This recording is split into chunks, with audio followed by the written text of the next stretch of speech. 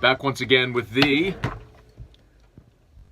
inimitable Scotty Drake. The Drake. Of Eagle 98.1. How can you not like the Drake? How can you not like the Drake? We're here for a pop-in with me and Drake. You know what I'll do? I'll give you all a different vantage point today. So that way you can kind of see me and you can see the Drake, how we do this. How about that? Well, actually, that was like directly in your face. All you can see was a hand coming out from the side. So, all right. Pop in with the Drake time. Poppage. Right. Here we go. Doing the pop-in. It's Matt Moscona from 104.5 ESPN. Well, Drake, this microphone's about to fall off the stand. How about dog. that? Do you want to start over? Or do you want to keep that? No, I want to keep that. Okay. No, that little part I'll edit. But well, Drake, we got action.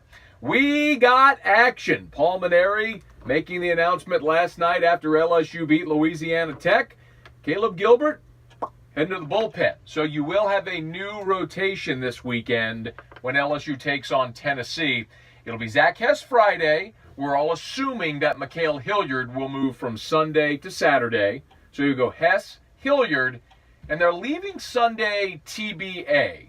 And I'm a little surprised, Drake, because to be very clear, there's a lot of gray here. There's not a black or white answer.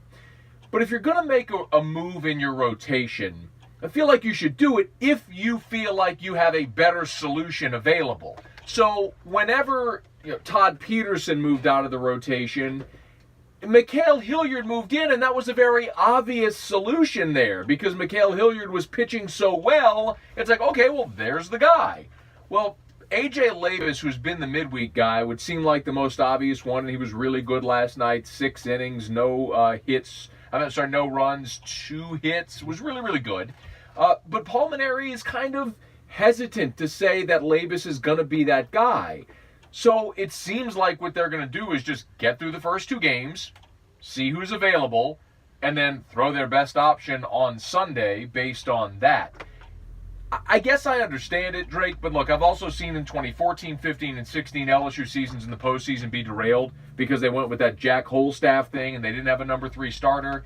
I know Gilbert hasn't pitched to the expectation a lot of people had for him this year, but the bottom line is at least you had 4 ready-made starters, and right now you put yourself at a disadvantage not only with Gilbert going to the pen, but also now Hilliard's off of Game 3, so where you had a big advantage in Game 3, you don't anymore.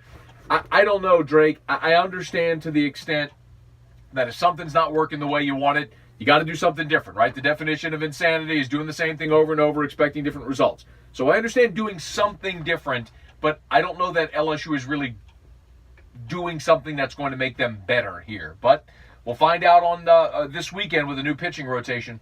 Having pitched 6 innings yesterday, is Levis eligible to pitch on Sunday? He would absolutely be able to pitch. He'd have 4 full days rest. To pitch on the 5th day is fine. That's basically what they do in the big leagues. It is a very good question, though, because something to consider, especially in this day and age in college baseball, coaches don't want the stigma of overworking guys.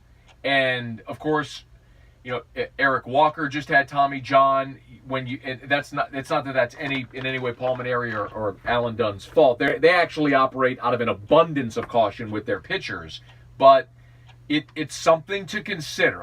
Could he, physically? Absolutely. Will they let him? That's another question. All right, very good. Matt Moscona from 104.5 ESPN doing another pop-in on Eagle 98.1. Very fine. And there it is.